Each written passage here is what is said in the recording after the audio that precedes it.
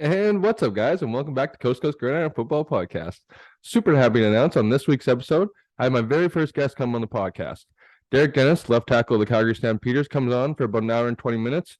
We talk about when he started playing football, where he went to college, his professional journey. Just a really good conversation about kind of Derek's career in football. I'd really like to thank Derek for coming on. Someone like me that's just starting his podcast, only episode 2. Being my first guest and being someone that's in pro football, I really appreciate Derek for giving me some of his time. Um, Probably about hour and 20-minute conversation. And it wasn't with some trials and tribulations. We had some Wi-Fi issues, some storage issues. So I just really I'd like to thank Derek and just let him know how appreciative I am of him just working through that and giving me some of his time.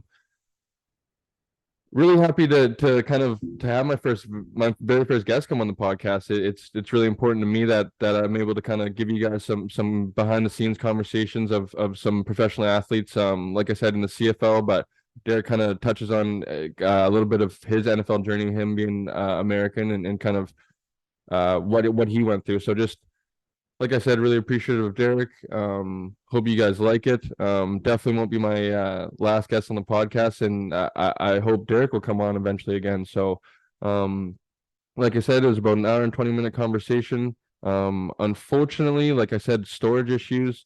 The last like minute and a half didn't save to my computer when it downloaded from Zoom for whatever reason. So the ending of the interview is gonna end abruptly, unfortunately, because the end of the clip is just cut off. So that's the only unfortunate part of the interview, but nonetheless, I think you guys will really enjoy it. Without further ado, I think I just sent it over to the interview, and I hope you guys enjoy it. Thank you. And what's up, guys? Welcome back to Coast to Coast Gridiron. I'm super happy to welcome our first ever guest to the show, left tackle for the Calgary Stampeders, Derek Dennis. Derek, how you doing today, man? I'm good, Cole. How you doing, man? Oh, can't complain, man. I'm very excited. Big weekend of football, big weekend. I'm not sure if you're a fight fan, but some UFC fights tonight, so exciting weekend, man. Yeah, for Um, sure. let's kick it off, man. I think a little bit of recent news for you. If some fans are unaware, you signed a 1-year deal. I think kind of you were alluding to on Twitter. You're kind of one last ride. How you kind of feeling? Are you kind of excited for this last year, but kind of ready for that next step of kind of walking away from the game of football and kind of being okay with it and kind of being ready for the next chapter of your life? Yeah, man. I think I am at that point. A lot of it is a lot of different factors that go into it. One of it being personal family stuff, and then also just the business side of it, man. I I've gone through free agency about 3 times in Canada, and every time I'm expecting to be treated a certain way or approached a certain way, and I never am. So, um, for me to feel like I'm a top tier tackle in the league and to not be approached as such on a consistent basis is kind of just starting to kind of take the luster away from me. So I just figured, hey, I didn't want to go out on an injury tip, even though I did have a great season last year. I want to be able to, kind of walk away in my own validity and still go out on top. So I'm gonna try to go out with a bang, man. Try to be most outstanding lineman one last time before I hang them up.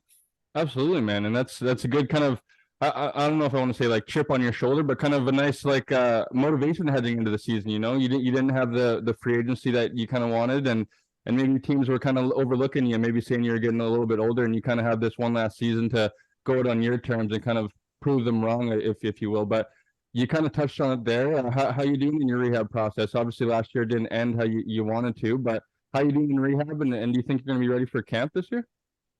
Yeah, rehab's going well, man. Honestly, ankle's doing well. It's healing. It's still in the healing process, but it doesn't stop me from working out or stop me from doing O line stuff. I'm still out here training O linemen too in my spare time. So I'm moving around. It's just kind of more maintenance, just taking care of it, making sure it's feeling good, making sure I'm able to, do the things I need to do. And I'm gonna pretty much go at my own pace. So I'm not gonna, let anybody rush me back or if I don't feel like I'm able to go out there and do what I'm supposed to do, then that's something that I'll have those conversations when I get to that point. But I mean, Calgary's, they wanted me to come back. I definitely wanted to go back and play, and I'll be able to hit 100 professional games this year. So that was a big goal of mine.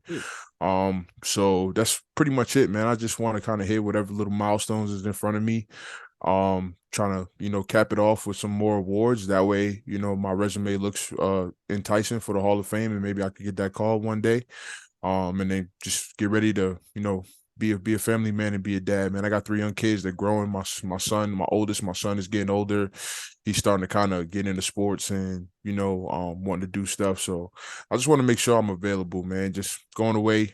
My family life is kind of entrenched here in the US. I'm not like some guys where I could just kind of pick them up and take them with me every time I go up there. So coming up to play is me sacrificing 6-7 months away from my family, missing time with my kids, kind of relying on my spouse to be able to carry the weight while I'm away, trying to do what I need to do. So I'm getting older. I'm getting to that point where can't be so selfish no more in my own desires, man. I mean, honestly, if it was up to me, I probably would play another 7 years, but I just can't. I just can't. My family life is kind of taking precedence, and I gotta, be a man about that and make sure they're taken care of first and foremost. So if football's not allowing me to do that, I gotta be able to try to find other avenues, which I kind of have already. So just getting ready to start making that transition for me. That's really what it's about. Right on, Derek. That's really awesome, man. That's good to hear that kind of that backside of like people don't kind of like they think of you guys of a bit larger than life humans, right? They don't understand like that you're away from family and such like that during the season, and you have other things other than football to worry about too. So that's kind of cool to hear a little bit of behind the scenes of kind of what you have to go through every year of preparing to leave your family and kind of um miss those events and miss those certain things. But I'm guessing you left Calgary. You said your life's more in the States. When do you plan on heading back up here and kind of getting ready to go? Probably when it gets closer to camp. Once they start kind of determining what the schedule is going to be and go from there. Right now, yeah, my focus is every time this time of year, I'm just focused on being home, being present, being there for my kids, trying to enjoy time with them. Make sure I get my ducks in a row before I come back up and come do what I need to do. Right on, Derek. All right. So let's get into it. I kind of I've been a fan of yours for a little while now. Obviously, I think I touched on when we had the little spaces there. I remember you when I watched Hard Knocks back in the day, and I've kind of followed your career from there. So when I was kind of doing a little bit of research about you, I read some fascinating things. Like you kind of I don't think you got into football until your later years in high school. Your first love was basketball, a different ball. Um, Talk about kind of being in I feel like of professional football players, you're probably at a small percentage of guys that started at a late age instead of those guys that like usually that are professionals that have been playing since JV, Pee Pop Warner age. Talk about kind of just transitioning from one sport to another and finding that you were I would think like when you transitioned to football, you found that you were very good at it very quickly. I would imagine if you had only 1 or 2 seasons and then you went to a Division I school. So just talk about your transition from one sport to another and kind of how important it was maybe to be a multi-sport athlete. Oh yeah, man. I played 3 sports in high school. I also played lacrosse too. Oh, So I love most of my background is basketball, man. Growing up in New York City, everybody plays basketball. It's kind of the only sport, it's kind of like in Canada, right? Hockey's king. Everybody plays hockey. Everybody goes out on the rink and skate. So that's what it was growing up in New York. Everybody played basketball. That was all my older cousins. I had an older cousin that I kind of was like my idol, and he was a really good basketball player. So I used to just kind of just follow behind him and always go to the park and just as evolution, man. I was bigger than him, but he was the more athletic one. And I think kind of chasing after him and following him and wanting to be next to him and do all the things that he did forced me to be athletic. Because I just, he was short, he was fast, he was quick, he could, dribble really well, he could do all the cool stuff. Like that basically was the moniker of New York City guards, right? So I used to just he was my idol, so I tried to do everything that he could do, right? And I just as I grew, I had to, it kind of helped me as a bigger kid be able to find my athleticism. And then I played basketball pretty much, playing AAU. A lot of my buddies, guys who play with like Kemba Walker and all those types of guys Oh, like growing up. So a lot of my boys was going to play D1 basketball. So that was always my dream, was to play Division I basketball. And I did have some offers going towards the latter part of my high school years. I had about 30 college offers. They were split between football and basketball. The football offers came like in a flurry right at the end. And it was just because I had so many basketball coaches that were also football coaches, okay. and they knew I was a big kid and I was really athletic. Like playing basketball forced you to have good feet, good hands. Yeah. Being an offensive lineman, basically, like, I was a really good defender in basketball. I was always good at sliding my feet, staying in front of people, taking charges, that type of stuff. So it was just an easy transition. Like, they just looked at how I moved on a basketball court, and a lot of them would be like, "Hey, you ever tried to play football? You ever wanted to play football?" And I'm like, "Nah." I tried to play Pop Warner as a kid. They told me no. They told me I was too big. Even to play with the older kids. I remember being, I think 10 years old. I was trying to play 10 and under for Pop Warner, and they told me my weight. I think at the time I was a big kid, so I was like 10 years old. I think I want to say I was about like 220 at the time, like 230. I was a big Okay. kid. Yeah, I was huge. And they told me, like, okay, you got to lose weight in order to play with your age group. So I'm Wow. like, okay, cool. I worked out for like 3 months. My mom started feeding me better. I lost like 20, 30 pounds. I got to like 205, 210. Yeah. I think the limit was like 205 or something. And then I came back and I was like, okay, hey, I made weight. Can I play now? And they were like, oh, we were going to move you up to play with the 14-year-olds, but you can't play with them neither, because a lot of parents are concerned that you're going to, their sons are Yeah. going to get hurt playing with you, right? They just saw me, they saw I was a big kid, and they was Right. like, yeah, no. So that kind of turned me off from football completely. Like, I gave up on it, Makes sense. and I played basketball my whole life. And then when I got to high school, how it really started was I had an AAU coach that I played for. He coached at a Catholic school in New York City. They had a really good football program. They had a nice pipeline. They were sending a lot of kids D1. I remember one day after practice, he asked me like, "Hey, Derek, you ever thought about football? You play football?" And I was like, "Oh, I just played it this past year, just for fun, like kind of like shits and giggles. Like, I just did it because teachers used to pester me. The kids in the high school used to pester me like, 'Yo, come play football, come play football.'" And I'm like, "All right, cool. I'll just, my dad always wanted me to play, and I never played. So I was like, finally, just like, cool, I'll give it a go." And only thing I knew nothing about the game my first year. Like, I didn't know any rules. I didn't know nothing. All I knew was see ball, get ball. That was the only thing I understood. I was on defense, get the ball. If I was on offense, the ball's near me, catch it, type of thing. So the first two positions I played was tight end and defensive end. And I just go out there and be a bully, pretty much. Like, I learned after my first day of practice, I just learned that football was just about you pretty much scaring the dude in front of you, like Yeah. just being intimidating, right? And after, I think the first Oklahoma I ever did, I got ran over, and then it kind of clicked for me, and I was like, okay, because in basketball you can't be physical. I used to No. get in trouble. I used to get in trouble for being physical in basketball. So it was kind of hard for me to find my place in basketball, because I started going to finesse, because whenever I would try to be a big dude and overpower everybody, I would always, get in foul trouble, or Yeah.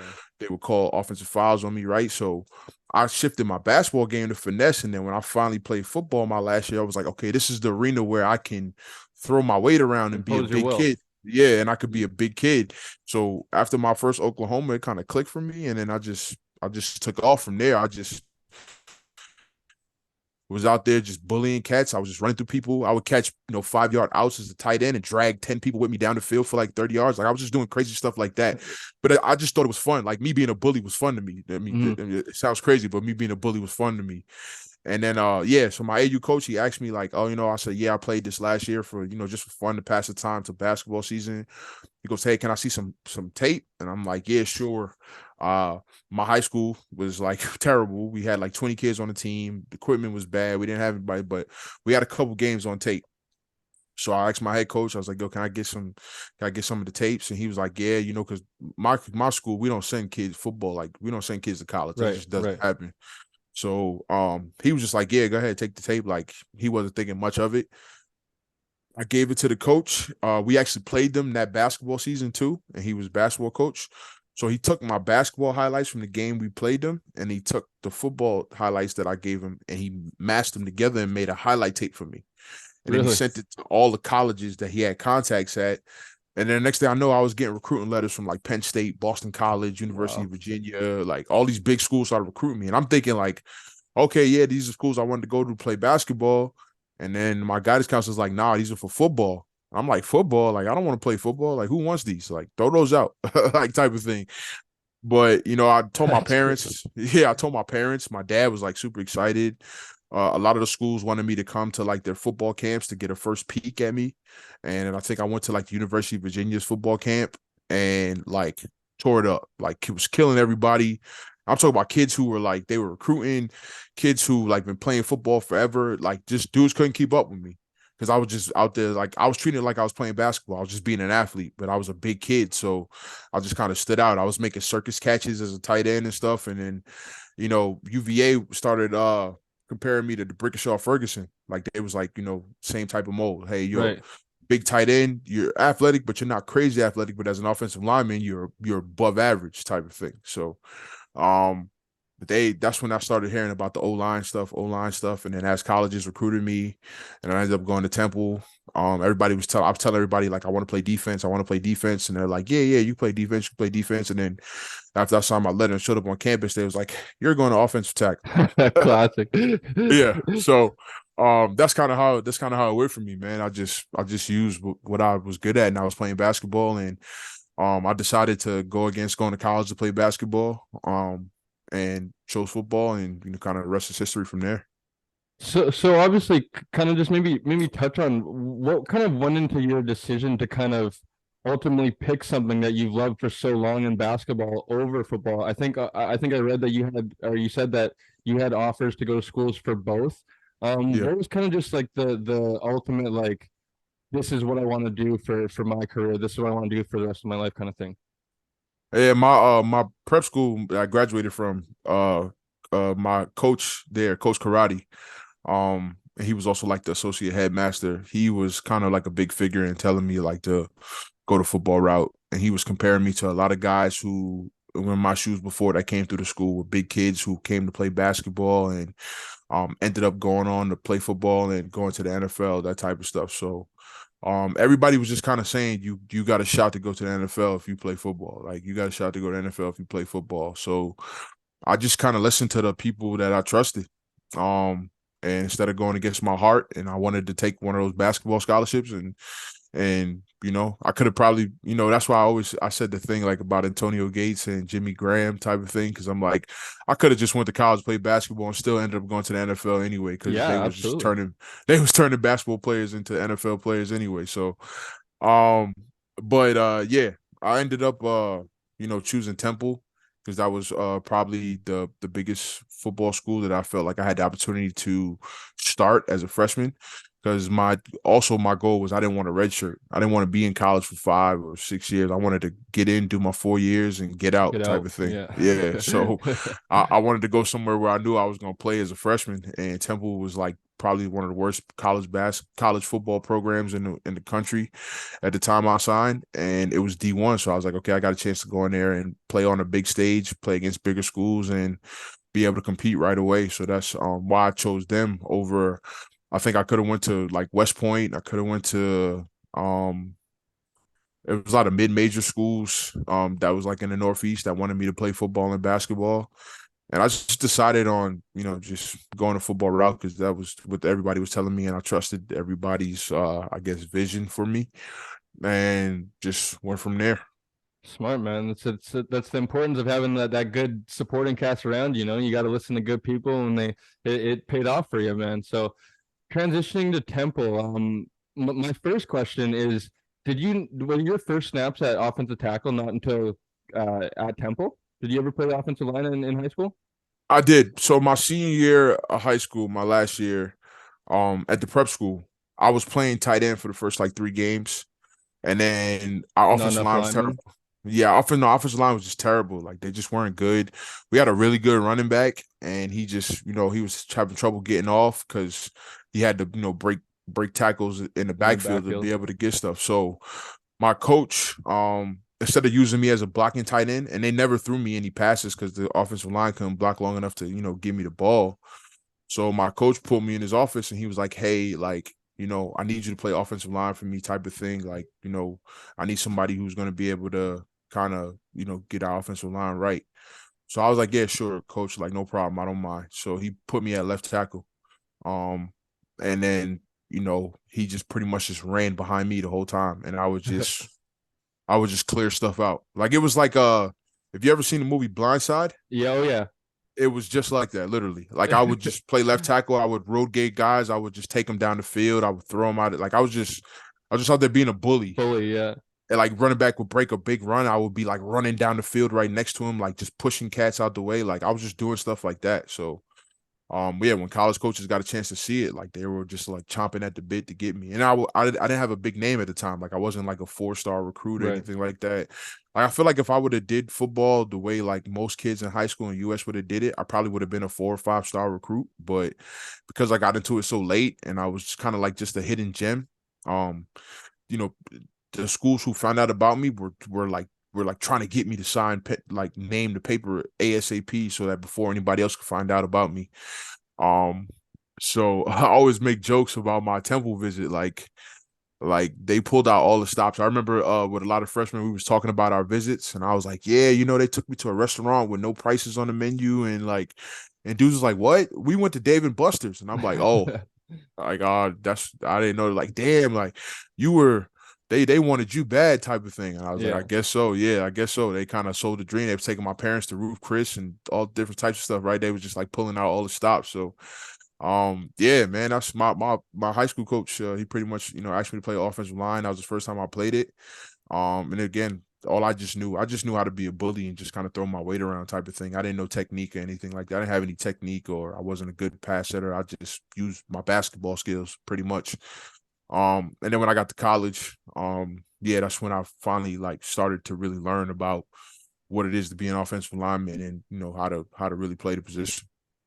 Right. So maybe just talk about your time at Temple. I think you kind of you bounced around from a few positions. I think you played a little bit of guard. You're sliding outside the tackle, I think, I at played times. everything. Yeah, Played and everything. then I think obviously you had an injury season. Talk about kind of your time at Temple and what you're alluding to there, kind of how they developed you, how they kind of coached you, some techniques to kind of get you ready to take that step to go into the league. Yeah, man. My freshman year, I had a really good offensive line coach. Coach George DeLeon, RIP to Coach DeLeon. He was like an offensive line guru, pretty much. He coached in the NFL.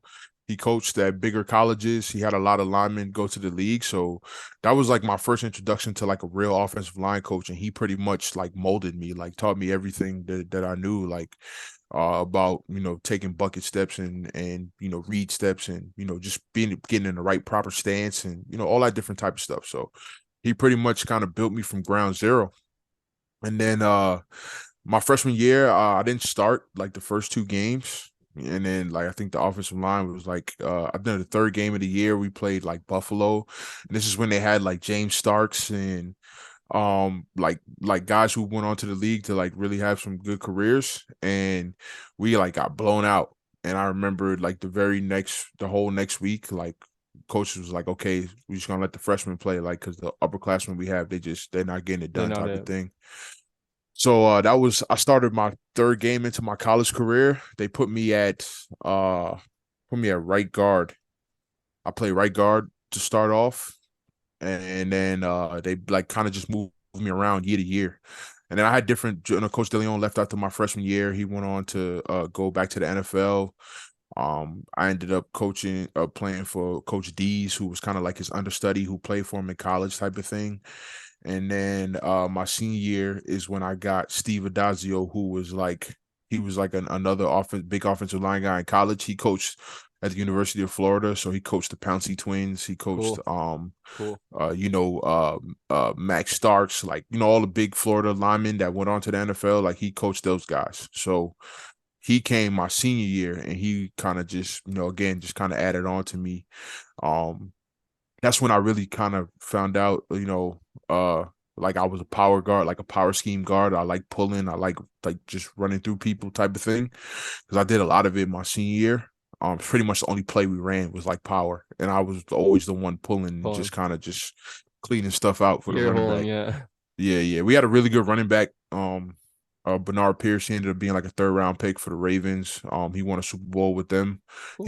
He was like Ray Rice's primary backup the year they won a Super Bowl. So we had good backs, man. So all throughout college. So um yeah, and then yeah, that's pretty much. And then Coach Golden, who was like my first head coach, he was the one who kind of put that, like, essentially put that dog in me. Like, that's because that's how he played the game. He basically like molded me into like a, like, honestly, he created the bone crusher. That, like, I always tell people, he created the bone crusher because he was the one who, like, he used to like show us highlight tapes. He used to tell us to like teabag people. So before anybody gets an uproar, it's the term that they use in football. What they call teabagging was when you pancake somebody and you like Slide would like, over him. yeah, you like slide Yeah. over them and just your private Yeah. areas Yeah. right Yeah. over their face type of thing. They used Yeah. to call that a teabag, and he used to love that. So he kind of like used to like stoke the fire. Like, Letting him if you know. yeah, you wanted to impress your head coach, so I'm like, I'm gonna give him what he wants. So yeah, like that's pretty much like all the coaches I had in Temple and just the culture we had and just going to school in North Philly, which is like a tough neighborhood. Like, it just kind of molded me into like the football player that I am today, and kind of the person too. Like, you had to be tough-minded kid to survive on that campus. You had to be tough-minded dude to survive on that team and that locker room, and you had to be tough-minded to survive the coaching staffs we had. So like, just being at Temple just pretty much made me like a savage in a sense. So yeah, honestly, man, I don't regret my college decision. I loved every minute of it. I love college. I love going to school in Philly. I loved all the people I met and interacted with and all the buddies I made through football. And yeah, it's pretty much where the Bone Crusher was born. That's good to hear, man. Especially like nowadays, you have like a thing like the transfer portal, man, and people are freaking hating their experiences and coming and going year after year. So it's cool to hear like you have a good experience in college. At one point, at what point did you kind of know or kind of realize, like I'm pretty good, like I could go to the NFL, and like when did you kind of was it that last year you wanted to kind of go to the did you go to the Senior Bowl, those kind of things? Like how are you preparing for the league, or when did you kind of know that you should start preparing for the league? I think after my junior year is when I started to realize that like I had a shot because Was that after your injury then? yeah, it was after my injury. So I tore my ACL Oof. and my PCL going into my junior year, my original junior year. And missed the whole Um, season? well, no, I played 4 games on it. So Okay. I played 4 games with no ACL because I told you like I didn't plan on redshirting, like I wasn't Right. missing anything. So that's where I kind of learned too how to play through injuries. Like most of the time, like I'm playing through injuries all the time, but nobody knows because I know how not to show it. I know how not to like I know how to play through it. Like, you won't see any drop off even though I'm hurt or not fully healthy, right? I'm still gonna look the same. So Right. I kind of built that in college because I tore my ACL. I like rehabbed the entire training camp. So like I wasn't practicing, I just rehabbed to get my leg surrounding my knee strong enough so that I could play. And my coaches kind of encouraged it too. They was like, "Oh, if you want to do it, like, sure, that's what you want to do. That's what you want to do. If you can handle it." And I'm like, "Yeah." So like they was like letting me do whatever, going to see the doctor to get my knee drained whenever it swell up, like just doing whatever it is that would get me to game day. So yeah, I tore my ACL. I came back. I started 3 games. Actually, my first game started. I missed the first game of the season. The second game of the season I started, and that was against Penn State. And I started that game, and they had like a fire D line. I think they had like 5 or 6 like NFL dudes on that D line. It was Perfect. like Jared. I had to block Jared Odrick all game. Jared Odrick was a first round pick for the Miami Dolphins. Okay. Um, and playing D tackle. And then they also had like Aaron Maben. They had uh Navarro Bowman was on that defense. Phil Taylor. It was just like NFL dudes littered. I think Sean Lee was a backup. Paul Plesnowski, I think, was the All-American linebacker they had. Like, it was just a crazy defense. So, I started that game with one leg. I was blocking Jared Odrick literally with like one leg. I was just like strapping him up, holding my leg in the air, and just like planting and like. But that was like I think when my coaches started to like be like, You okay, realize this dude he got something. Like he got something. he's Let's different. and yeah. So that was just kind of how it got built for me, man. And then yeah, I realized that the league was kind of real for me after my redshirt junior year. Um, there's a scouting service. I think it's called like Blasto, or it's some scouting service that they go around the colleges and all the rising seniors. They do like a mini pro day, and then they like make you do the Wonderlic. They make you do fill out like forms, like what's your best 3 games that we could watch to kind of like grade you type of thing. And then yeah, it's just I ended up being the second rated rising senior offensive lineman going into my senior year. Yeah. And that projected me to be like a second round pick in the NFL draft. So that's when like the whole year, like my phone's blowing up. Agents are calling me, they're trying to recruit me. Like it's just that's when it started to click, like, okay, this might be real for me, type of thing. And then yeah, just kind of went through the process from there. Cool, man. Cool, man. So getting into the league, then obviously I talked about kind of how I kind of first got introduced to you. Obviously, I think you were an undrafted free agent to the Miami Dolphins. You kind of got spotlighted pretty quick on Hard Knocks there of kind of your experience of kind of just to me like um almost like the business of the NFL kind of introducing you like pretty early, right? Like you kind of, I would imagine you spent OTAs and stuff like that kind of with the Dolphins, and then you kind of just before camp starts, you kind of get the carpet pulled out from under you and you're cut, and then kind of just maybe talk about kind of how your mindset from there, kind of just you were staying positive enough to kind of I want to do this for the rest of my life. And you kind of you went to that, I believe you went to the Patriots, and I think you got released, and I think you went to the Bears, if I'm not mistaken, and kind of just talk about your trials and tribulations and kind of how you were introduced to the NFL. Yeah, man, that was pretty much my welcome to the NFL moment. I signed with the Dolphins. So just kind of give backstory. I met with a lot of teams. I went to the college all-star game, East-West game. I met with a lot of teams there.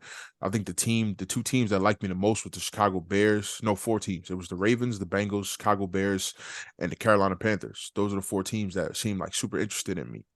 Um, the Bengals and the Ravens actually came to my pro day to like they sent their assistant offensive line coaches to work me out to get a firsthand look at me. And I did, through the draft process was an up and down thing. And I think that's what kind of hurt my draft stock. It was first agent I signed with. I had the same agent as like Darrell Revis, Roddy White, Vincent Jackson. And I was just like thinking like, okay, he's gonna, he got all these big names, he got the connections, he's gonna, get me on type of thing. And then my relationship with them kind of went sour. And then they also sent me to train with an offensive line guy. And my relationship with them, like kind of how the structure, how everything was situated, right? That's why I always tell athletes, like, you got to understand the business side of this game, right? It's not just about you being able to put your pads on and play football, but it's a big business, it's a machine behind it. And if you don't know how that machine works, you could get taken advantage of at different spots. So that's when I kind of learned, like, okay, I need to learn the business side of things as well and be well versed in the type of people I'm dealing with. So that way, because I made so many mistakes early on in my career that kind of threw me off the track from being a 10-year NFL vet, that that's just kind of how I learned the lumps. So yeah, I was going through the draft process. I was thinking I was going to get drafted. I was top 10 offensive guards in the draft. And then, as I got closer to the draft, things just wasn't going my way. I ended up finding a really good trainer back home, going back home, being around my family, ended up finding a good trainer, good people to train with. Charles Spencer, one of my good buddies, he was a third round NFL pick by the Texans. He was from my area. I started training with him. He pretty much is the guy who like made me what I am as a pro athlete. Like he taught me so many things and so many tricks. Him and Jerry North, man, those are my boys to the end. Like those guys turned me into like I thought I was a beast at that point. They turned me into an like Different unstoppable monster. animal. Mhm. Yeah, like it was once they taught me some things, it was over. Like there was nobody who could beat me. There was nobody who could do anything with me. Like, and that's just it's just the business side of things is what stopped me from being able to just latch on in certain places. So I was originally supposed to sign with the Panthers coming out of the draft. I was going to sign with the Panthers as a UDFA. And then Miami Dolphins called me like last second And my agent, normally what agents do is they make a list of teams that they feel like if you don't get drafted, these are the teams that we should prioritize you signing with because you got a chance of making a roster type Best of thing, right? situation for yourself. Yeah. Yeah. So Miami was one of the teams. So at first I was going to go to Carolina. Carolina probably would have had me on practice squad for a year or two, and then I probably would end up starting for them, right? In hindsight, I should have went to Carolina, like, because they were the guys who wanted me the most, right? And I still ended up making it there at some point, but I think like me not going there initially just kind of messed that up for me. So Dolphins called me. Carolina actually was giving me a signing bonus. The Dolphins weren't. I chose the Dolphins because I felt like that was my best chance to make the team. And then yeah, that was the year they hired Philbin. They had Hard Knocks come in, and then yeah, that they basically flew me down there to cut me for camp for the TV show. Like they already knew they was gonna cut me 3 weeks before that. But they basically brought me to camp just so they could cut me for the show. So Wow, the business. yeah. So that's when I would end up being like the first 20 minutes of the very first episode. I got cut. By that time I was already in camp with New England. So when it aired, the next morning I went into work, and like Gronk and Edelman and Brady and Gerard Mayo and like all these dudes were like joking with me, like when I came in the locker room, like, yo, bro, we saw you on TV last night. Like, yeah, that was brutal what they did to you. Cause they cut me right after the conditioning test. Like they made me run a conditioning test and everything and then cut me. That's kind of So like a good icebreaker though, to like kind of go into the locker room and kind of guys like that are kind of like, razzing you already. That I feel like that's kind of a yeah. comfortable like feeling already. Yeah, man. A lot of the guys took a liking to me in New England after that because they just had a respect for me. Like, like that's tough, right? Because a lot of guys never, the bigger names, they don't have those types of experiences in the NFL. It's normally the bottom of the roster guys, right? So Right. I made a lot of friends, off of that. And then a lot of people were just like rooting for me, like yourself. Like a lot of fans watched the episode and they were just like, started following my journey and interested to see like how things turned out for me type of thing. And that's kind of how pretty much the Hard Knocks is what kind of created my Twitter personality and what made my Twitter kind of blow up. So that's why I became so big on Twitter, because Hard Knocks kind of just propelled me into that spot to just be active on Twitter, because people were just always looking at what I was doing, what I was saying, and that type of thing. And it just, went from there. All right, Derek. So obviously undrafted to the Dolphins, and then you bounce around from I think the Patriots, then I think the Bears, and then to the Panthers. Kind of touch on your time in the NFL, and kind of when did the CFL come on your radar, and kind of when did you decide maybe, what, if I'm not going to play here, if I'm not going to land in a consistent spot, I'm going to go find another league to establish myself somewhere, and kind of when did that whole process start for you? So I would say the process was something that came along down the line. My sole focus was to get in, make it in the NFL.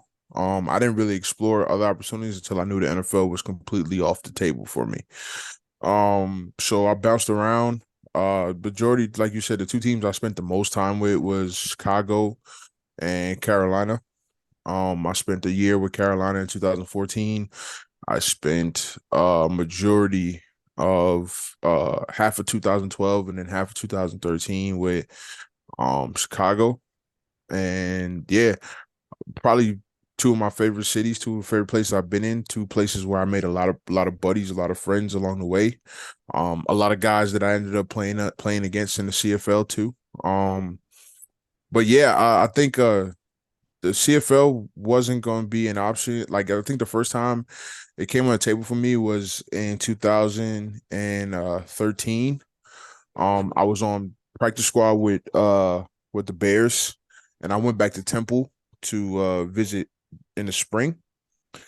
And I bumped into an old college teammate of mine who was actually playing up north. He was offensive tackle by the name of Devin Tyler. I think he won a championship with SAS in 2013. But he was an older guy that played offensive line, and he was saying, like, he was like, "Oh, you ever thought about coming up to Canada?" He was like, "I think I think you would kill it up there," type of thing. And I'm like, "Yeah, yeah, I might look into it once I know for sure." I like I'm still with the Bears at the time. I'm still with Chicago, so the league is still on the tab for me. I'm just waiting to see how that transpires, and then once the league is done, maybe I'll look into it. And then I had another buddy who played up there. he's kind of like my big bro, named Andre Douglas. He actually played for Delmonico. Pat Delmonico is my O-line coach in Winnipeg. Okay. Um, and he was, he had a good time up here as well. He ended up moving up there and living up. He actually lives in Calgary now, so I always see him whenever I come out for the season. But he was the one who was like, hey, he would talk to me about Canada. He was like, "God, I think you should go up there. I think you'll be really good. Like, you'll do really well." And I trusted him, and he's somebody who's been a confidant of mine. He's been a big fan of mine, a big supporter. He's always given me really good advice throughout life, man, for a lot of stuff. So, once I came out here to Arizona to play arena, and then once the arena season ended, uh, I had a couple NFL workouts. I worked out for the Chiefs. I was supposed to sign with Andy Reid and the Chiefs. And then something happened to where they made me come try out for like the vet mini camp, and I was doing well, but I just wasn't from playing indoor. I just wasn't ready for like Kansas City humidity outside. And I ended up cramping up like the last day, and so I guess that kind of turned them off from wanting to sign me type of thing. So instead of signing with Kansas City, I ended up finishing the arena season. I was in limbo, went back home, was trying to figure like, okay, should I stop playing football? Should I just, go get a job or go start a career and, do something else? And then I just, had a talk with my mom. My mom was just like, listen, I would exhaust all your options first before you hang it up. Because, you're a really good football player. You're good enough to play. You just haven't been put in the right situation. So I hit up my agent. I was like, hey, I know you guys, do you have some connections in Canada? He was like, yeah. I was like, reach out to them, see if they would be interested in possibly signing me, right? And that was in 2015. Calgary was going through a slew of like offensive line injuries that year. And he actually reached out to John Murphy, and then John Murphy passed my tape on to Coach Delmonico, and Coach Delmonico liked what he saw, and they decided to bring me up to Calgary. And then I got to Calgary. I was on practice squad for a week, practiced for like 3 days, had to learn the offense.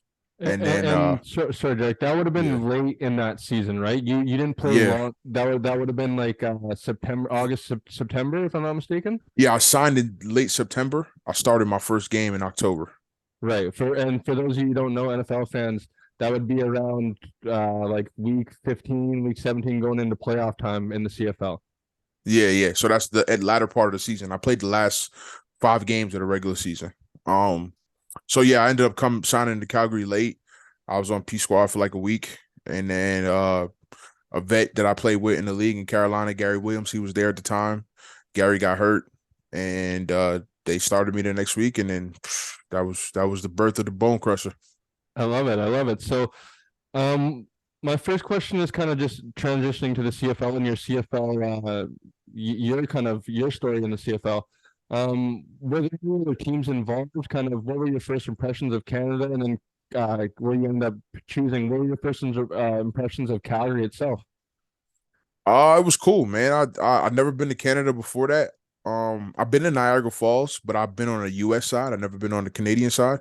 Right. But the only thing I knew about Canada, especially being from New York, the only thing we know about Canada is Toronto. So we just think Toronto is literally the whole country, and we don't even know about the rest of Canada. So, yeah, when I found out I told my mom I was going to Canada. My mom thought like, okay, you're gonna drive up there. You're about 5 hours away, and I'm like, no, I have to fly somewhere, and it was like a 3 hour or 4 hour flight from New York to Calgary. So she was like, "Where are you going?" Like, I'm like, "It's Canada," but I don't know like where in Canada. Crazy thing was I almost didn't make it because I didn't know if I had a passport.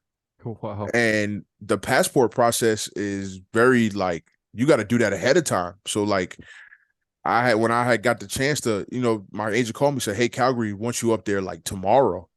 And I'm like, "I don't have a passport." And he's like, well, you got to see if we could, if you could get one." So I think at the time, like to get an expedited passport would have been like $400, and or like $250, and my dad like took me on. I went on like a wild goose chase. My dad took me to the city. We tried to get in the passport office. they basically told me like it would take like a couple weeks before I even got my passport, all this different type of stuff. So at first I was gonna have to call Calgary and be like, hey, I'm not gonna be able to come. Like I can't get a passport in time. And luckily it dawned on me in college that we actually did the passport application and got them in college because we were expecting to go to a bowl game in Toronto, but we never ended up going. Wow. So I called the secretary of my college and was like, hey, do you have a passport for me? And she was like, yeah, we've been waiting for guys to like come pick them up. Like a lot of guys don't even know we have them because the school had paid for them. Right. So she was like, if you give me $90, you could come and pick it up and I'll give you the passport. So I took my mom's car, borrowed my mom's car. I drove from New York to Philly for like 3.5 hours. Got there, gave them the $100. They gave me my passport, and I was able to fly to Calgary the next day. So that's kind of how it was like my story of getting up to Canada. But then once my first impressions of like Calgary was, I mean, it reminded me of US cities. Like I had been around a lot of US cities around the country. Like it's what I tell people, Canada is no different than the US. It's much cleaner. People are much nicer. Um, you don't have to deal with a lot of the stuff that, me as being a young black male in America have to deal with on a consistent basis in Canada. I don't really have to deal with that type of stuff on a consistent basis. Not saying that it's not, you don't run into situations, but yeah, I love Canada, man. I actually, it's a I think I would continue to visit even after my playing career is over, type of thing. And, I've met a lot of wonderful people up there and I've crossed, a lot of cities. I think Vancouver and Montreal are probably my two favorite cities out of the whole entire country. Toronto's third, and that's just, it's cool. Toronto reminds me of like growing up in New York. It kind of reminds me of like what it was like growing up in New York. So, Toronto's cool. I just don't like the vibe is real. Like it's kind of like LA-ish. Like people are Big a little city-ish. yeah, a little uppity, like, you got to have money to be there type of thing. I like Vancouver. Vancouver doesn't have that vibe. Vancouver is a nice vibe. Kind of reminds me of Seattle a little bit. Yeah. Yeah, and then I like Montreal, man. Montreal was fun to me, even though I couldn't speak a lick of French, man. I love Montreal. So, um, yeah, yeah, but I mean, I love Canada. I think it's a great country.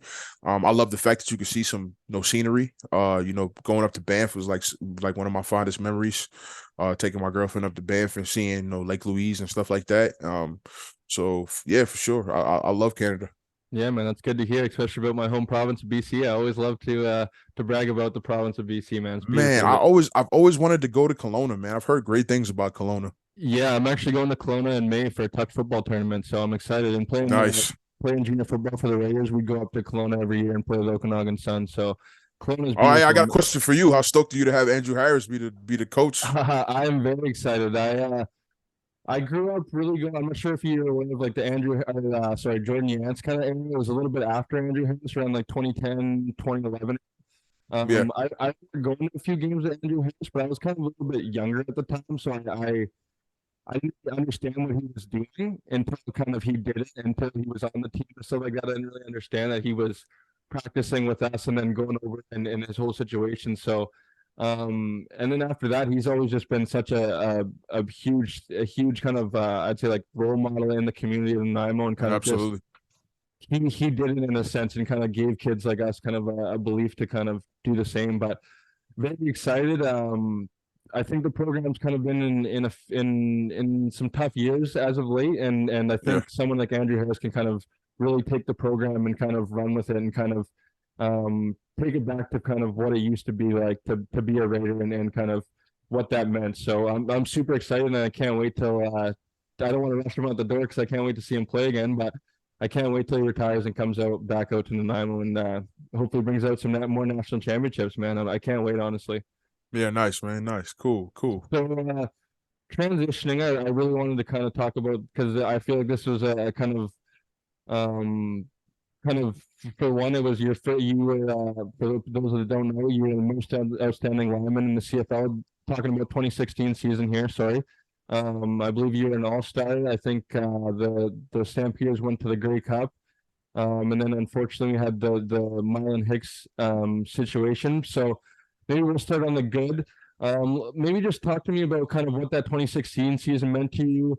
that was, I believe, that would have been maybe your first year of being a full year of a starter. The team kind of believed that we're going to start you from day one, and you're going to be you were the left tackle, right tackle. I pretty much play left tackle, pretty much Yeah, so you would have entire. been the starting left tackle going into this season for the first time in your professional career. Yeah. Talk about kind of obviously it ended up in you guys getting to the Grey Cup, being a pretty good team in the West. Obviously it being rewarding for an individual award for you to get the most outstanding lineman, be an all-star. Talk about the good that kind of happened in that 2016 season. Yeah, man. 2016 was it was a fun year, man. It's one of my fondest years of playing football. Got a chance to be a full-time starter from day one, and really show people, what what I've always known, man, that I was a good football player. Um, I've always had a lot of support, uh, from Scotty Mitchell, who was the beat writer at the time, and I remember like preseason, he kind of like put my name out there, like, hey, you need to take Derek Dennis serious for most outstanding lineman because the guy can flat out play type of thing.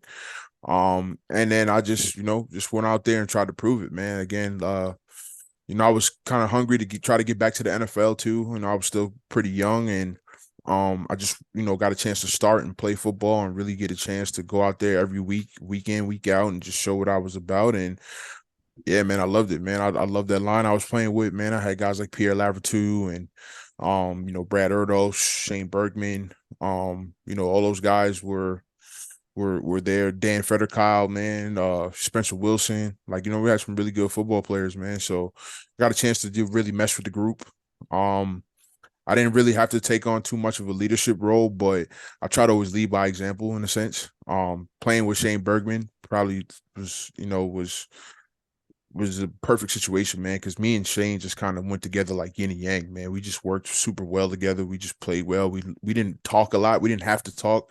Like what I always tell linemen is like when you get that relationship with a guy next to you where you don't have to say anything to him, you guys just think the same and know how each other moves and thinks, like you can't replace that, man. That's hard to come by, especially in the game of football. And me and Shane had that, we had that type of rapport where I didn't have to say much to him. He just knew, like, you know what I'm saying? If it was this case, like, hey, Didi, what do you need? Like, where do you want me to put him? Like, hey, put him here. And he's like, okay, I got you, big fella. I'm like, hey, Shane, what you need from me? Where you want me to put him? Hey, put him here. I got you, big fella. Let's do it.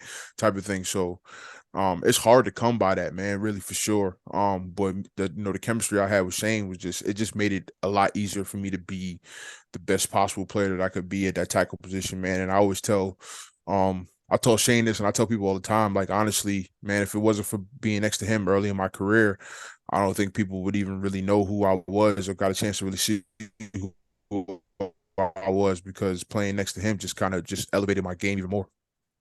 Right, right. So um now maybe just transitioning to a little bit of but before this year, obviously I'm a Bills fan, and kind of the DeMar Hamlin situation that happened this year.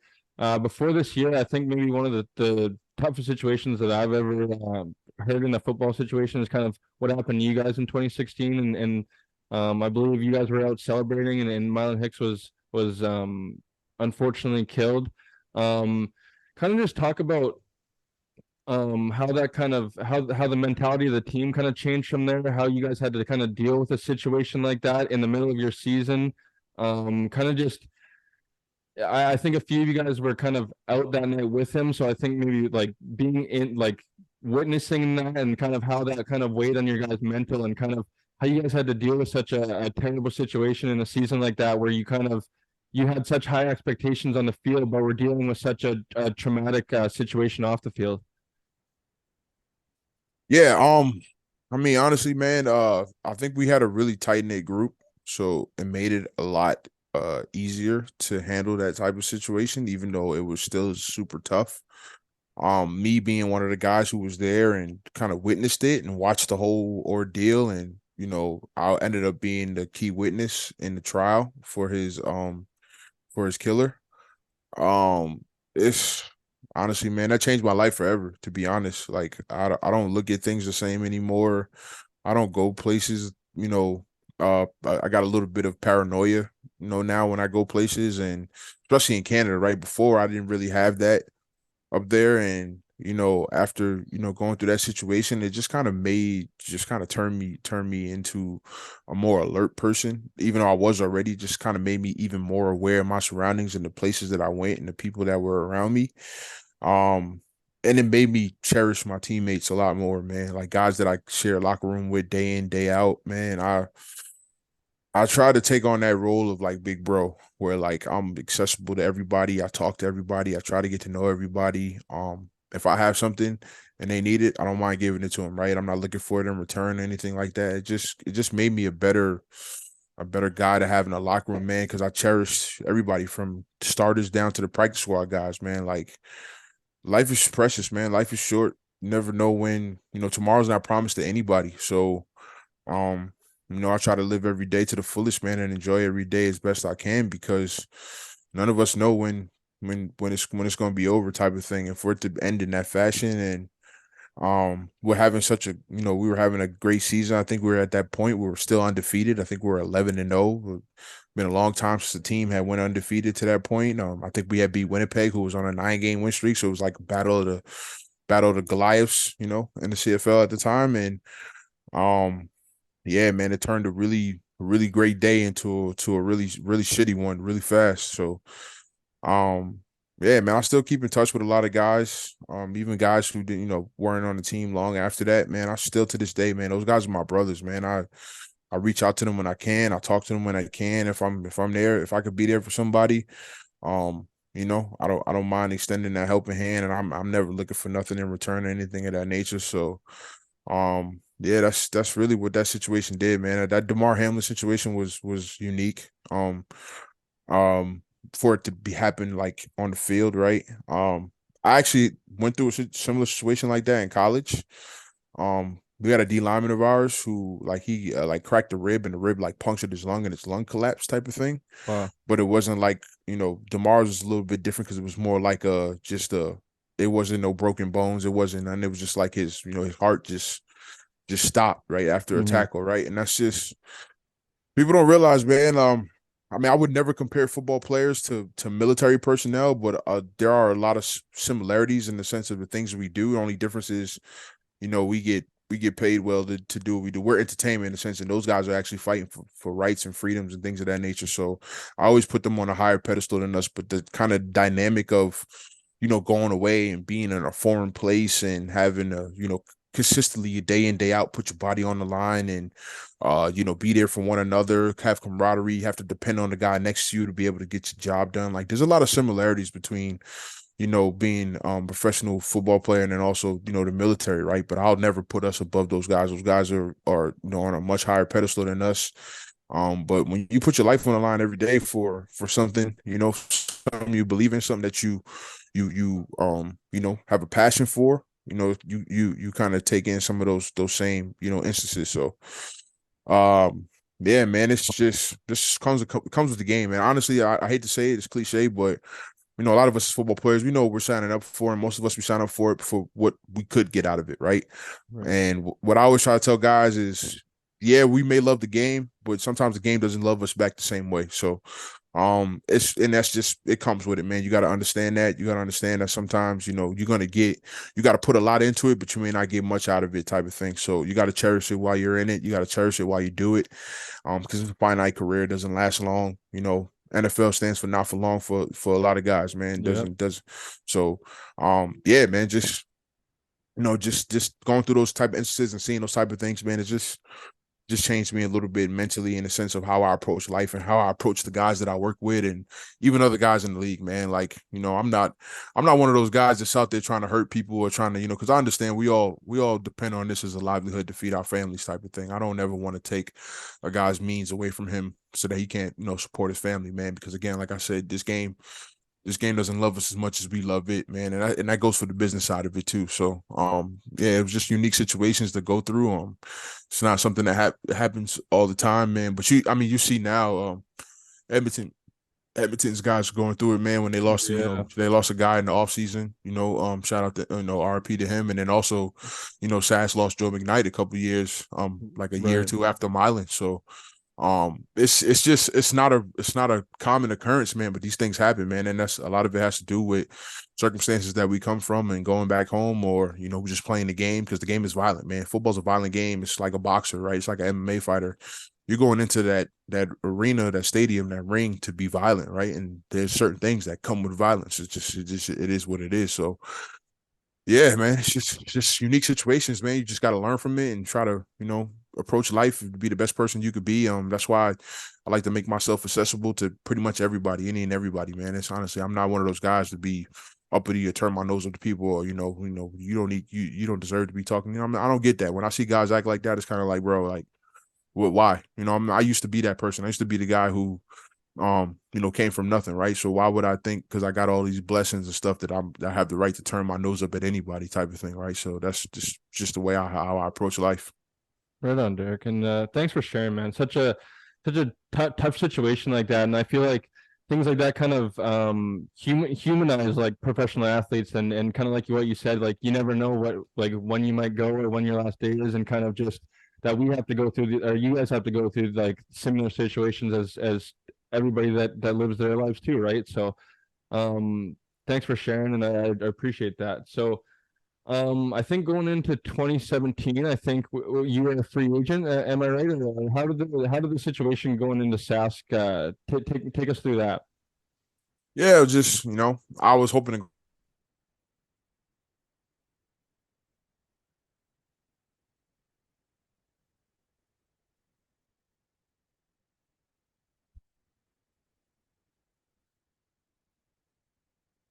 Derek, do I got you?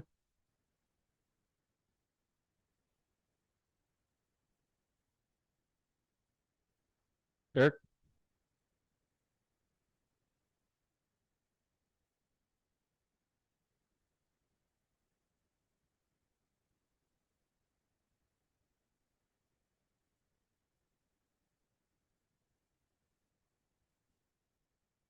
Yeah, so yeah, as I was going through free agency, the two teams that were on the docket for me was Toronto and Saskatchewan, and the reason why I went to SAS was Toronto was going through Trustman had just got let go, and then they fired Jim Pop, I think, is the GM.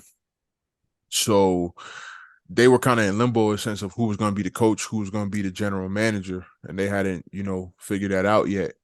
So I was speaking to like the assistant GM who was still there, and then I was talking to like Tommy Condell, who was supposed to be on the offensive staff in some capacity, right? But nobody knew what was going to happen, if the head coach was going to come in. And so I was asking, I spoke to the owner or the president, and I just asked him, like, because I probably would have went to Toronto because I was just closer to home. I'm from New York. It would have been closer to my family. It wouldn't have been a bad situation to be in. Problem was, the deal wasn't, they weren't offering much to begin with. And at first, that just told me, like, because they were just trying to cover bases. They weren't sure who was going to come in, if the person they brought in was going to like me or not, or whatever the case may be, right? So SAS just seemed like the stable place.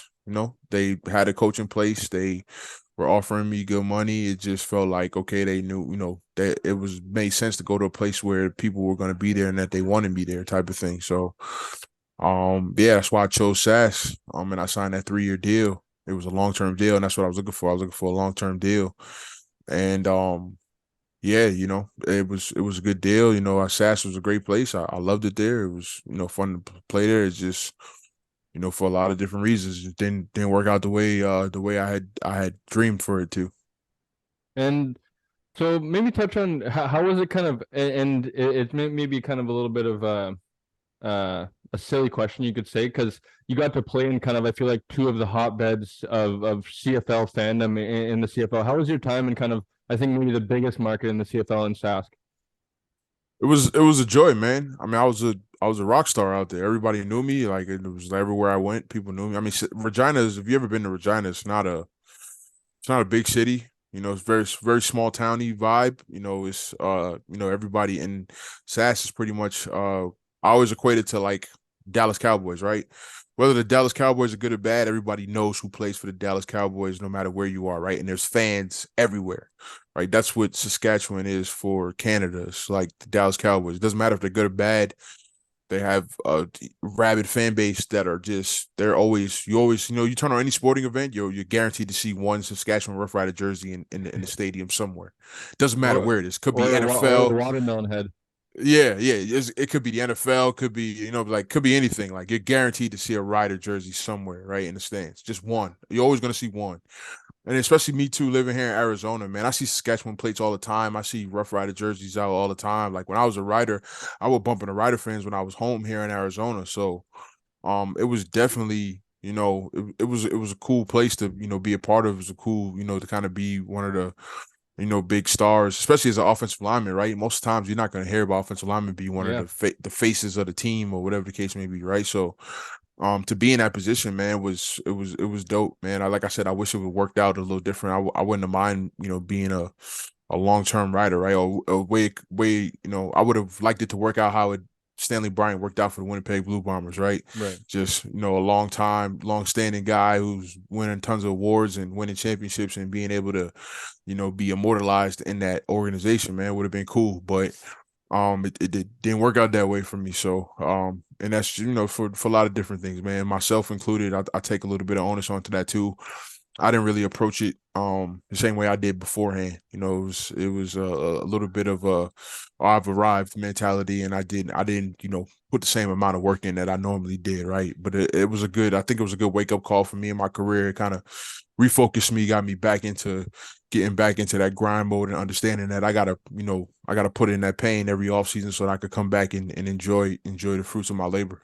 Right. So for whatever reason, you have the 2017 season, and then you end up going back to a familiar place, back to kind of your home in the CFL, Calgary. And obviously you go through the 2016 season with them, and then they go on their run in 2017 season, make it back to the Grey Cup.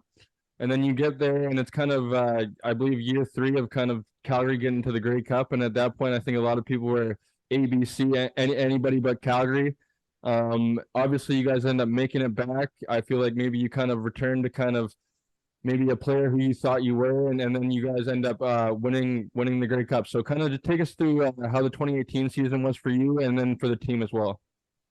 Yeah, man, I was just going back to familiar territory, man. Calgary saw an opportunity to bring me back. I just work well in that system, man. I know that offense very well. I know Pat Delmonico. I love him as an offensive line coach. That's my guy, man. He's one of the few people, coaches that I play for that can really kind of, push me and get the best out of me. And I I like to be able to play well for him, man. It's a mutual respect kind of thing. So, yeah, man, I got a chance to go back to Calgary. Got a chance to get back into a good offense. Got to be next to my guy Shane Bergman again, man, and really, build that camaraderie. And yeah, we were able to not make it a third Grey Cup loss in a row and be able to turn it into an actual championship, man. So that was a good year, man. I actually thought I was the most outstanding lineman that year too, man. I know Stanley gets mad at me because I keep telling him like, you got 2 of my awards, buddy, but but yeah, man. Yeah, man, for sure. It was no, I had a good year that year. I ended up being a division all-star.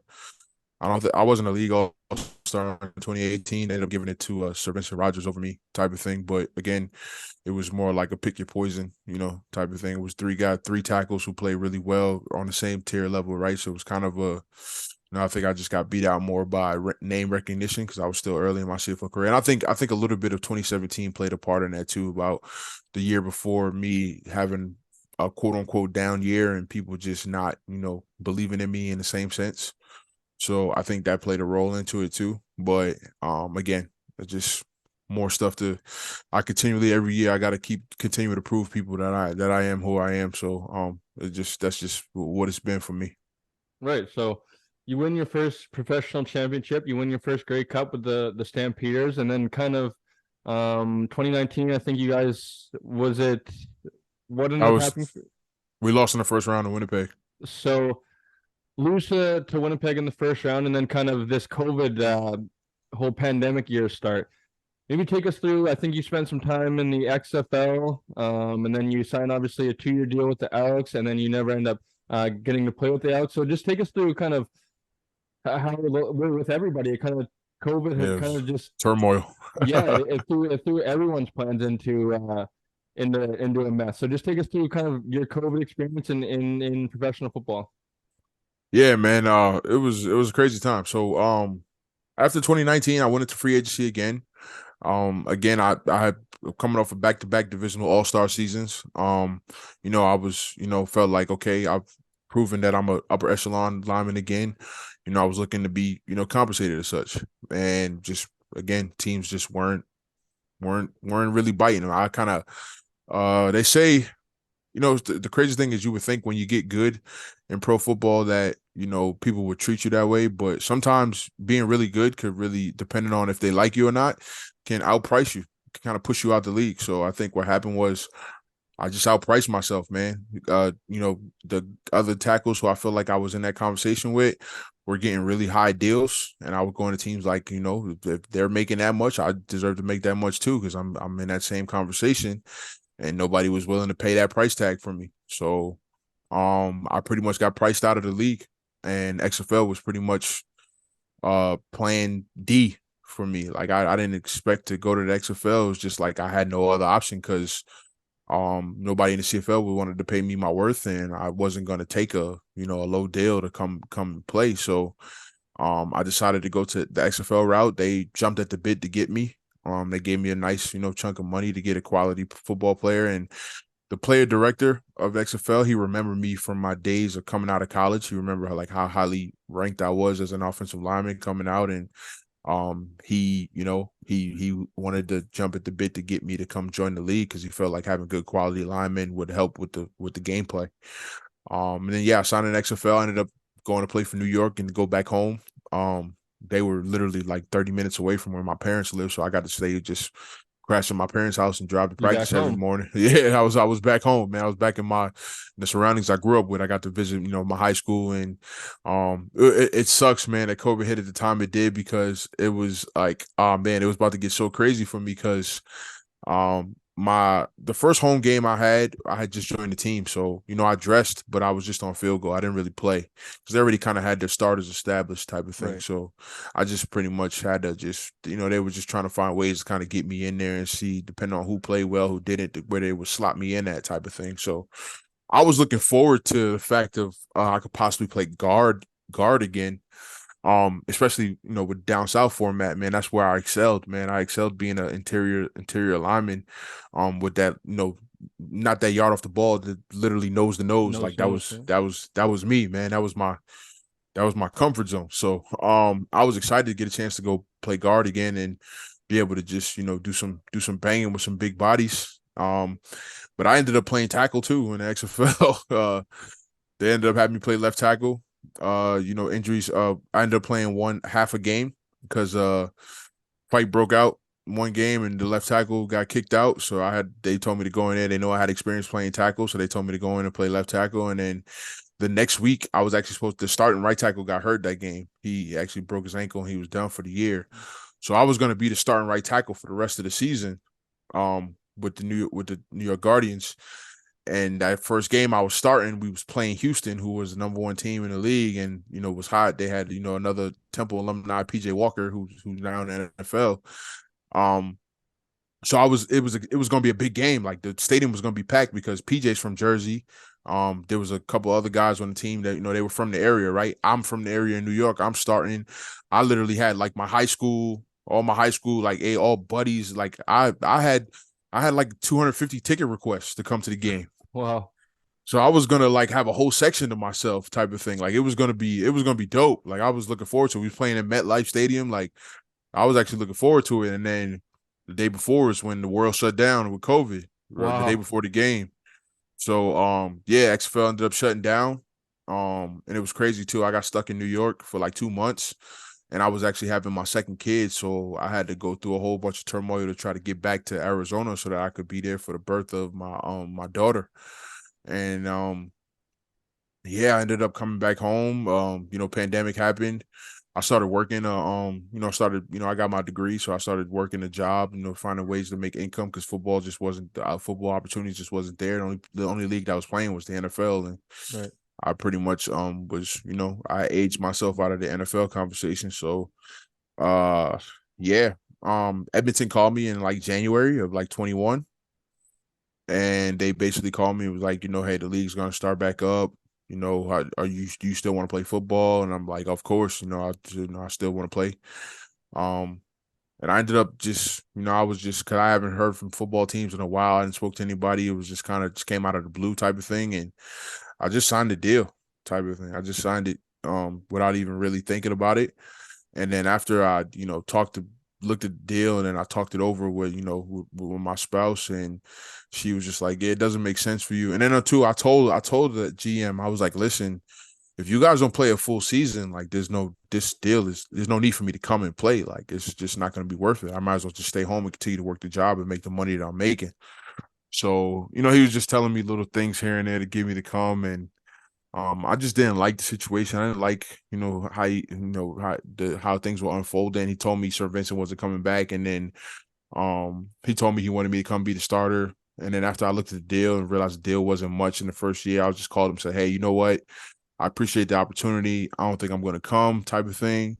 You could just, just let me go. Like I'll just figure out, what's next for my football career. If it's done, type of thing, right? And he was like, oh no, like let's see if we can, if we can work something out. Let's do a gentleman's deal. Like, don't tell anybody. I'll try to get you some more money, blah, blah, blah. So I'm like, okay, cool. And then a couple of days later, he goes and re-signs Sir V, and then he paid them like double what it gave me. So I'm like, okay, well, Writing you on the told wall, me, kind of. yeah. So I'm like, okay, like that means he's going to be a starter. And they already had, Colin Kelly, he was entrenched. He had got a new deal, whatever. So I'm like, okay, you got your two starting tackles. That means you don't need me then. So you could Right. just let, are you going to release me? And he goes, no, I had it to where I can, have all you guys in the thing. And I'm like, well, it's only, offensive line is not a rotating spot. It's two tackles. Those two tackles are going to play. And they both played in Ottawa. So they, he went and hired Jamie. I had signed to play for Scott Milanovic. And then Milanovic left and went to the NFL. So I'm like, the guy that I signed to play for is not there. Um, and then no, that's what it was. Milanovic was the one recruiting me to come to Toronto when I first hit free agency. So he always been a fan of me. So that's why I signed with Edmonton, because he was the coach. I was like, okay, I'll go play for him. He's always liked me. Like he's definitely somebody that I would want to play for. And then he left and went back to the league. And then they hired Jamie, and I'm like, okay, he's bringing Ottawa's offense, and those two guys have experience playing in that offense. So of course they're going to get first dibs to start, right? And I just didn't like how the situation was playing out and what was going on. So I just decided, like, yeah, I just called him, and, it wasn't good for me to come up there. It wasn't going to be worth the money of my family and all that stuff. So I was just like, yeah, I'm not coming. And they kept trying to convince me to come. And I just told them, unless you're going to give me more money or whatever the case may be, like, I'm not coming. And that's what it was. And I was just trying to continually, like, just tell him, like, just let me go. Like, other teams tried to trade for me. He would tell other teams, like, he was mad I didn't want to come up there, so he would not trade me to other teams and just say, I'm going to make him sit the whole year before I even do anything with him, type of thing. And then, they had the terrible year that they had and ended up getting fired. Everybody ended up getting fired. And then once Jones got hired, I knew after my experience with him in SAS that he wasn't going to want to deal with me again. So I knew I was going to get released. And then, Jones got hired. He hired G Roy as his assistant. G Roy gave me a call, said, hey, we're going to let you go out your deal. And I'm like, okay, cool. And then I just naturally just reached back out to Calgary and just said, hey, I'm free. No place like home. Yeah, I'm free. If you guys want to, give it a go again, I'm open to it. And they were open to it, and they gave me a deal, and I was just like, okay, I just need to get back on the football field and show people I can still play after sitting out for 2 seasons. And that was, I had the year that I had last year. I was ended up able to be an all-star, even though I got hurt for the last 4 games. Right. So obviously you come back to Calgary for last year, and we kind of touched on a little bit. Obviously it didn't end the way you wanted with the injury and stuff like that, but kind of the most important thing I kind of wanted to ask you about last year is kind of just the changing of the guard at the quarterback position. Obviously it was, I feel like, Bo's team for so long, and then kind of you got Jake Mayer. It's not. I believe it's clearly his team now. Kind of just talk about how it was playing with a Hall of Fame type player like Bo, and kind of just how the culture and the team is kind of going with Jake Mayer now. Yeah, man, Bo's my guy, man. I'm happy for him. I'm happy he's in a place now where he get a chance to prove, he's still the guy that he is. I still believe he is. Um, it just I guess after the year before and the early part of last season, I guess Calgary just wasn't, ready for him to kind of work out, whatever little kinks or whatever the case may be, right? Or maybe just a fresh start, a new place was just, kind of what he needed. So I'm looking forward to him having a great year for him. I hope he leads Hamilton to a great. I would love to see them in the Grey Cup and make it a Calgary Hamilton. I mean, that would be a great storyline, right? Calgary versus Hamilton in the Grey Cup type of thing. So, um, yeah, man, that's just it was for me. I can't put any personal feelings into it. It's got to be more of a I still got a job to do, business is business type of thing. I still talk to Bo every day, and I always told him, "Hey, I know I'm proud of you, man. I'm glad that, I'm proud of how you handle the situation." And even though I knew his true feelings and how he really felt, but I was just glad that he was still being a pro's pro, man. Like he's always been. So, um, and that's why I know like the chip on his shoulder is, I think maybe he needed that. Maybe he needed to get that chip back and be able to get that mindset of, hey, I need to go out here and start, showing people why why I'm the gunslinger type of thing. So, um, yeah, man. Jake is cool, man. I like Jake. Jake's a good guy, man. He's a smart football player. You could definitely tell the game means a lot to him. He plays with a very high competitive edge, man, and you always want that in players around you. So, it's just now it's just I didn't get to play a lot of games with Jake enough to build that familiarity like I had with Bo, but Jake seems like a guy who has a ton of confidence in me, same way Bo did. So I'm just trying to, have to go in there and just be me, do what I do and do it to the best of my ability to give him that comfort in the pocket that gives him the ability to make it feel like 7-on-7 for him, right? You don't have to worry about people hitting him. All he has to worry about is finding his receivers and getting the ball down the field. And we got a lot of weapons, man. Malik, Reggie, Jalen, Philpott, Luther. In the I backfield too. Yeah, you got the best running back in the league, man, and Yeah, Dean, and then also Peyton and Diedrich, they're no slouches, man, for yeah, sure, man. absolutely. So we got players across the board, man. So I'm excited to see how the offense plays out. I guess I'm senior leadership now on the offense, so it will be on me to kind of show everybody the Calgary Stampeder way and just and print the culture on the younger guys. But yeah, man, I took on that big bro role last year, so it's could be the same, man. Those guys are I still talk to a lot of them. Some of them out here in the off season. I still see them hang out with them type of thing. So I always do try to do a good job of just being me and just being big bro. Yeah, I think if I may add something about Bo there, I think if you're a Lions fan, I think him coming in there in the playoff game, I think kind of showed you like he still got it a little bit. I can't maybe like I shouldn't speak for all Lions fans, but I was a little nervous there when Bo started coming in and kind of getting the chains going and kind of getting the Oh, if offense. he'd have came in earlier, y'all definitely would have lost. Yeah, it was some my palms are sweating. So I think Bo's still got it. I think he's a Hall of Famer. I think he's Absolutely. a real talent in this league, and I think something like this will only motivate him to kind of show the league and the rest of the naysayers who he is. So, just maybe one or two more questions, and then we'll get out of here.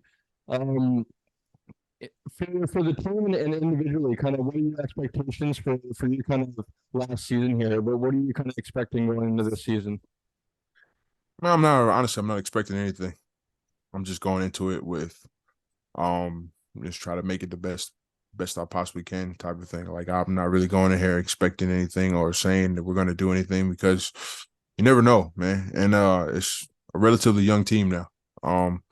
And hopefully the younger guys with a little bit of experience take the proper jumps. But again, what I'm saying, we got some new coaches on the staff. Some of them are former players, so um, I'm just more interested to see how things are going to work out. But for me to be able to say like this is how the season's going to go, I honestly I have no clue. So um, I'm just kind of just focusing right now on trying to be the best version of myself that I could be, so that I can come in and contribute in the best way possible. And what's up, guys? Welcome back. Like I said, My apologies for the way that interview ended. Unfortunately, we had a little bit of storage issues, and the end of the interview was unfortunately cut off. So, like I said, my apologies, and we'll have that fixed in the next one. So, moving forward, like I said, I'd really like to thank Derek for coming on the podcast, giving me some of his time during the off season, during some of his family time. So, just like I said, can't thank Derek enough for coming on an up and coming podcast like myself, and just giving me some of his time. And I hope you guys enjoyed learning about Derek's story as much as I did. Um, I thought it was a really good episode, so I hope you guys enjoyed as much as I did. Moving forward, Super Bowl Sunday is tomorrow, so super excited to see how that one goes. Could go either way. I think this is kind of the tightest Super Bowl that I can remember of recent years. I mean, as of going into it and kind of, I'm not sure, in my opinion, anyways, because I feel like a lot of the betting numbers seem to be going in Philly's favor, but I just, I'm not sure who to go with at the start of the week. I was all on board Philly, but just going this week, I've been back and forth on is this Patrick Mahomes' time to kind of take over now that Brady's retired, and kind of Mahomes' stamp on this is my era to kind of go collect a bunch of rings and see how many I can collect and see how I can build my resume next to Brady. So super excited to see how tomorrow goes, and just really excited for one last game of the football season, and before we head into the off season and a little bit of dead time before CFL kicks off, and kind of just a little bit of the bigger dates in the off season when it comes to the NFL, when that comes to start of free agency and the draft season. So for the CFL free agency starts February 14th. Although kind of I feel like everyone's kind of already agreed to terms in the CFL, so I feel like officially it'll kind of be put in place, but I feel like most of the big names and most people out there on the market have already kind of agreed to terms of where they want to play football next year. So we'll just kind of officially hear the word come February 14th. So excited for that. And moving on to the NFL, like I said, start of NFL free agency is March 14th. So not sure for when I'll be back for video wise, but I would suspect I'll be back probably anywhere in between there. That's in between start of CFL free agency and the start of NFL free agency. So anywhere in between March 14th and March 15th, I'll probably be back with maybe a CFL recap of how free agency officially went, and then maybe a preview of how I think NFL free agency will go, and how I would like the Bills to approach free agency. So stay tuned. Be on the lookout. Like I said, follow my Twitter page. That's kind of where I'll be posting the most updates and kind of where I'm active the most. So follow the Twitter page at Cole McGarvey. McGarvey's McGarvey. And just be sure to keep a lookout, and I'll try to keep everyone updated as much as I can on when I'm going to post my next episode 3. So hope you guys enjoyed episode 2. I'm really excited to see how you guys take it in. So be sure to like, comment, subscribe on the YouTube page. Help me out with the follow on the Apple Podcast channel, and just I can't thank everyone enough for tuning in, and we'll catch you on the next episode of Coast to Coast Gridiron, a football podcast. Thanks, everybody.